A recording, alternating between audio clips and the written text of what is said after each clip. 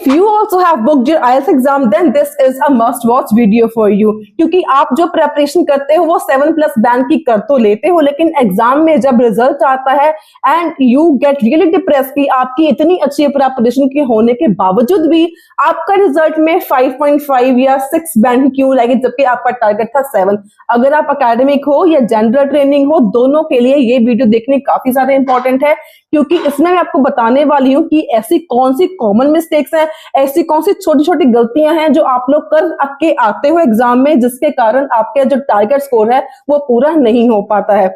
And in this video, I will be explaining tips, tricks, do's, don'ts, and some very useful hacks that will be very beneficial for your IELTS exam, upcoming IELTS exam. तो start करते हैं सबसे पहले listening module से। Listening module की बात करूं, एक ऐसा मॉड्यूल जिसमें 9 में से 9 स्कोर आप कर सकते हो, लेकिन कुछ छोटी छोटी बातों को अवॉइड करके। सबसे पहले हम ऐसी बातें जो आपको ध्यान में रखनी चाहिए, कौन सी बातें? सबसे पहला चीज है read the question before the audio starts and predict your answers. हमेशा ऑडियो सुनने से पहले क्वेश्चन को रीड कर लो, words before the blank, words after the blank को मार्क कर लो एंड आंसर्स को गेस करने की कोशिश करो कि क्या यहाँ पे कोई नंबर आ सकता है, किसी पर्सन का नेम आएगा, कोई लोकेशन आएगी या टाइमिंग आएगा। सेक्शन 1 के जो आंसर्स होते हैं यूजुअली वेरी इजी होते हैं प्रेडिक्ट करना, तो प्रेडिक्शन कर लो, रीड कर लो बिफोर द ऑडियो स्टार्ट्स। जब आपको टाइम मिलता है, now you have some time to look at the questions, उस टाइम को प्रॉपर्ली आपने यूटिलाइज करना है। सेकंड आपका पॉइंट है focus on keywords and synonyms in the questions. हमेशा जो आपकी लिसनिंग है it is totally based on synonyms and paraphrase language. It is hardly कि आपको सेम टू सेम वर्ड देखने को मिलता है, तो आपने फोकस कहाँ पे करना है? कीवर्ड्स के लिए, ताकि आपके ऑडियो में के ट्रैक में रहो, and synonyms for the correct answer. उसके बाद है write answers directly on the question paper and transfer them later. कभी भी जल्दबाजी मत करो। जब आप ऑडियो सुनते हो उस टाइम पे आपने क्वेश्चन पेपर के ऊपर ही आंसर्स लिखने होते हैं। आपको 10 मिनट मिलते हैं बाद में to transfer your answers onto the answer sheets. तो आपने पहले क्या करना है? क्वेश्चन पेपर के ऊपर ही आपने लिखने आंसर्स। ट्राई करो कि बाद में जब टाइम मिले तभी उसको आप ट्रांसफर करो, लेकिन ट्रांसफर करना है बहुत तरीके से करना, ध्यान से करना। एक बहुत कॉमन मिस्टेक होती क्या है स्टूडेंट्स की, फॉर एग्जाम्पल 8, 9, 10, हमारे पास 11 से लेके 30 तक जो है ज्यादातर अल्फाबेटिक वाले क्वेश्चंस होते हैं, या तो वो मैप होते हैं, डबल मल्टीपल चॉइस होते हैं, सिंगल मल्टीपल चॉइस होते हैं, मैचिंग द इंफॉर्मेशन होते हैं। इसमें होता क्या है, normally answer A, B, C, D के बीच में होते हैं, तो कई बार लिखने में गड़बड़ हो जाती है, ये ऊपर नीचे आप लिख जाते हो, जिसकी वजह से अगर एक गलत हो गया नीचे की 2-3 फिर आपके गलत हो जाएंगे। तो जब आप कॉपी भी करो ना, ट्रांसफर भी करो, तब भी बहुत ध्यान से एक एक आंसर को देख के आपने ट्रांसफर करना है, बहुत ध्यान से।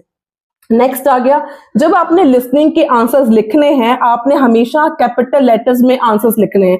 अगर आप पहली बार एग्जाम दे रहे हो तो ये बातों का आपको कोई बताएगा नहीं, ये बातों को आप ध्यान से नोट जरूर कर लेना। एंड अगर आप इंडिया में एग्जाम दे रहे हो तो आपको पता होगा कि 22 फेब से पेंसिल से हटके आपका एग्जाम पेन से हो रहा है, तो पेन से आपको लिखना पड़ेगा। तो आपको पहले ही दिमाग में काफी ज्यादा आपने ट्रेनिंग करके जानी है कि जब आप पेन से ट्रांसफर करो तो आंसर्स देख के सही तरीके से अच्छे से ट्रांसफर करने हैं, क्योंकि अगर आपको गलत हो गया, कटिंग हो गई, तो आप इसको इरेज नहीं कर पाओगे, करेक्ट आप करने का ऑप्शन आपके पास नहीं रहेगा।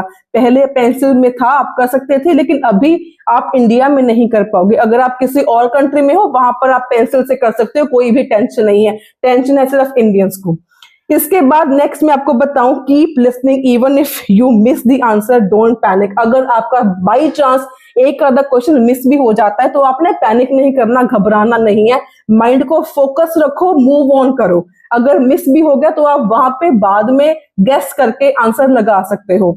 इसके बाद आके कुछ ऐसी चीजें जो आपको नहीं करनी है लिसनिंग में, क्या चीजें आपको नहीं करनी। एंड कनाडा में अगर आप एग्जाम बुक करते हो तो आई विल रिकमेंड तो BC से करना, IDP से मत करना। इसका सबसे बड़ा रीजन क्या है, क्योंकि जब अगर कनाडा में अगर आप IDP से पेन पेपर एग्जाम बुक करते हो तो आपको हेडफोन्स नहीं मिलते लिसनिंग के लिए, लिसनिंग ओपन होती है, लेकिन BC की तरफ से अगर आप पेन पेपर फिल करते हो तो आपको हेडफोन्स दिए जाते हैं। So now it's your choice, क्या अगर आपको हेडफोन से कंफर्टेबल है या आपको ओपन लिसनिंग ज्यादा कंफर्टेबल है। तो अब बात करते हैं डोंट्स की। डोंट्स में आ गया, don't assume answers based on your general knowledge. जो आप आइडिया रिकॉर्डिंग में सुनते हो उसी को लेकर चलना है आपने, ये आपने अपनी नॉलेज के ऊपर बेस्ड कोई आंसर नहीं लगाना।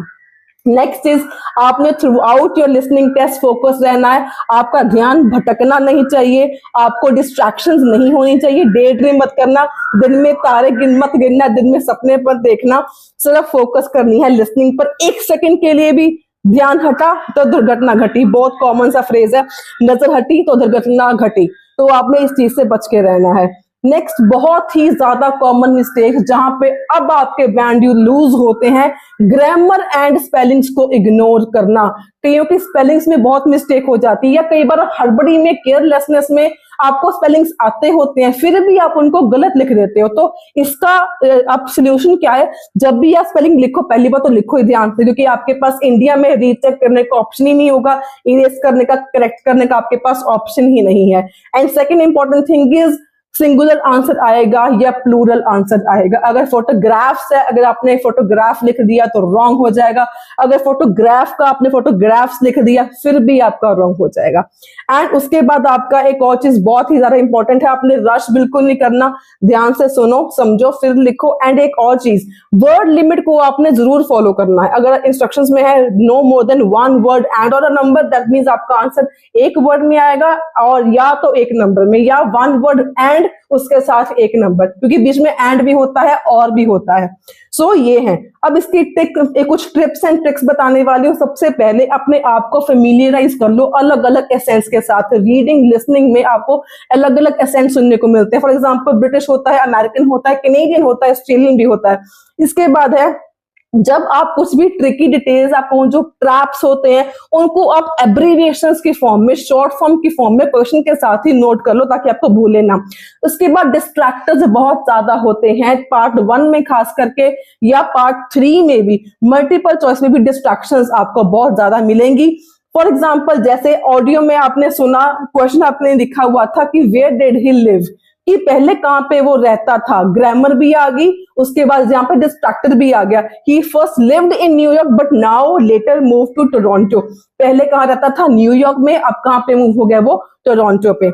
और अगर आप किसी भी आंसर के बारे में अनश्योर हो तो आपने कोई भी आंसर ब्लैंक नहीं छोड़ना है, क्योंकि लिसनिंग में या रीडिंग में नेगेटिव मार्किंग नहीं होती है। अगर आपका आंसर छूट भी गया है या आप आंसर के बारे में श्योर नहीं हो, एटलीस्ट गेस करके आओ। कई बार तुक्का भी सही हो जाता है, कई बार तुक्का भी लग जाता है, किस्मत चंगी हुए तक तुक्के भी सही हो जाते हैं। सो कॉमन मिस्टेक सुन लो, अपनी कॉमन मिस्टेक्स आप लोग क्या क्या करके आते हो। Mishearing numbers, dates and names.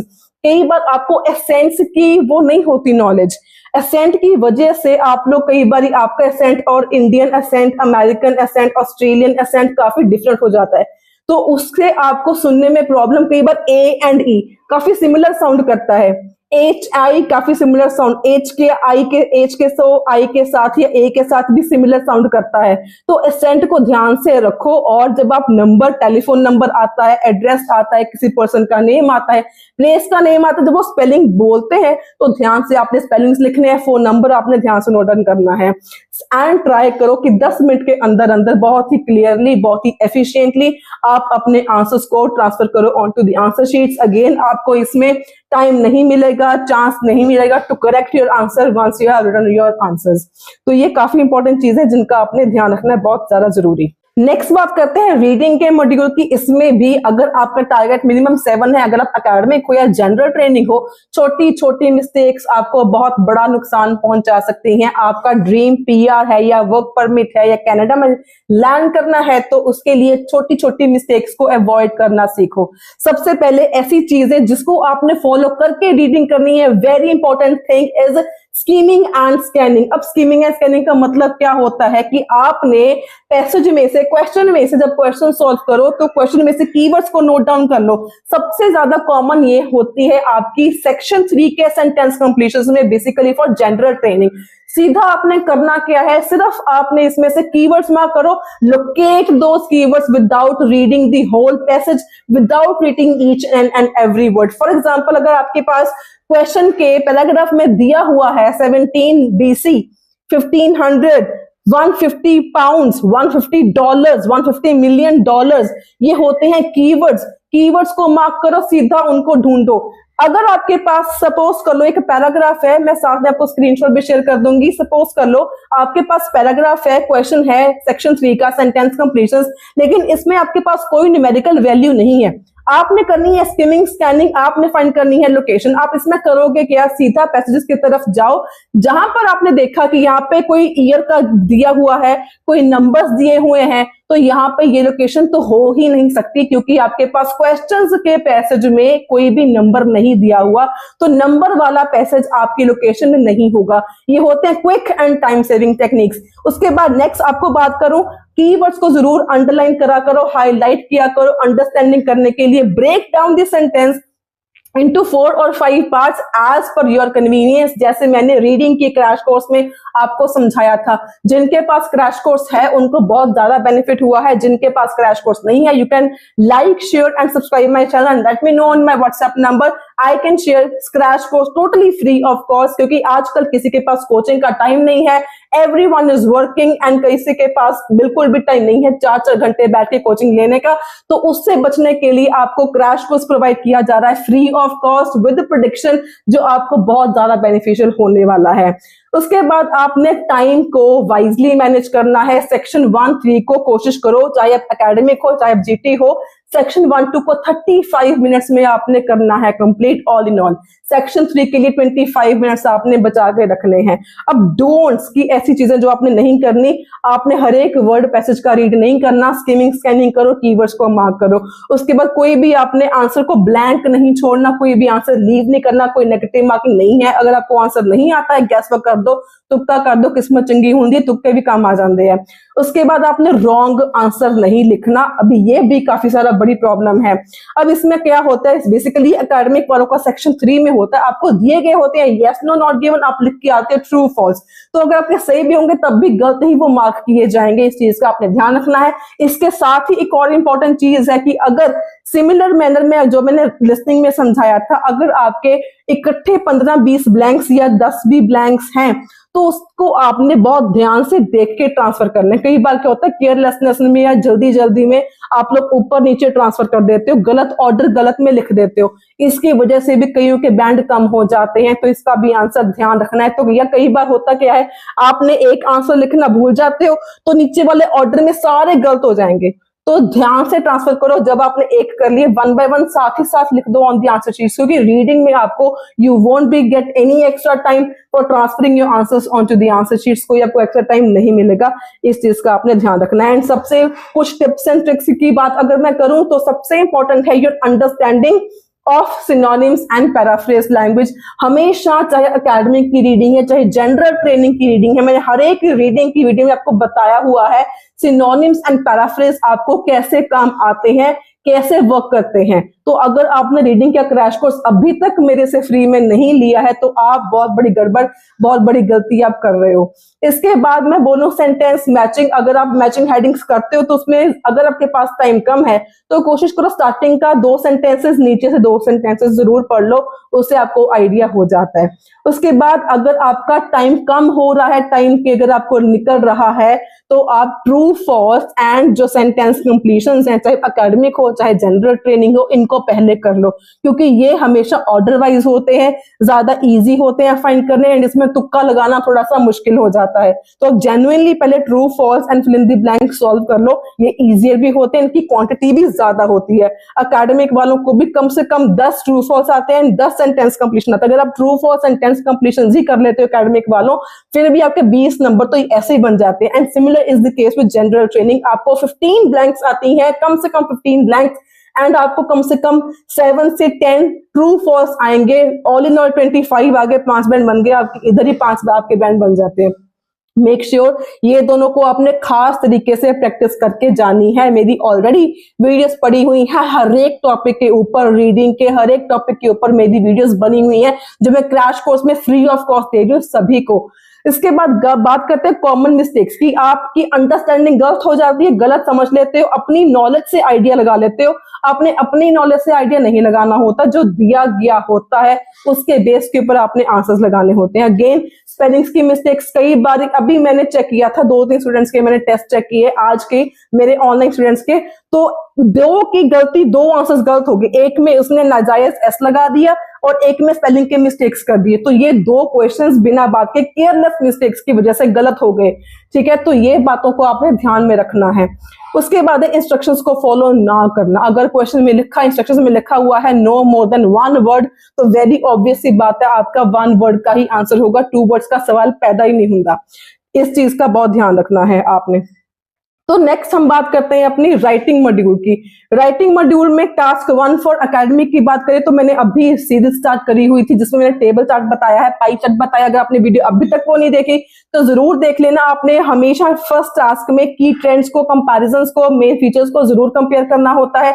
Structure को क्लियरली फॉलो करो, intro, overall, main, bodies and paragraphs. उसके बाद आपने पैराफ्रेज करना होता है, क्वेश्चन को कॉपी इसी केस में करो अगर आपका टारगेट स्कोर सिर्फ 5 है, then only you can copy the same question, otherwise question को आपने कॉपी बिल्कुल भी नहीं करना। एंड सेक्शन 2 के लिए, टास्क 2 के लिए आपने अगेन फॉर्मेट जो मैंने बता रखे अपने क्रैश कोर्स में, अपने वीडियोस में, उसको फॉलो करो। आईडीपी के अकॉर्डिंग मेरी वीडियोस पड़ी हैं सारी, आईडीपी के प्रूफ के साथ। अगर अभी तक आपने वो क्रैश कोर्स नहीं खरीदा जिसमें reading, listening, writing, task 1, 2, academic and general training दोनों के लिए काफी कुछ पड़ा हुआ है, चाहे आपने 22 का एग्जाम फिल किया हुआ है, चाहे आपने अप्रैल का फिल किया हुआ है, वो सारी videos and playlist are totally free of cost and उसका ज्यादा से ज्यादा फायदा उठा सकते हो।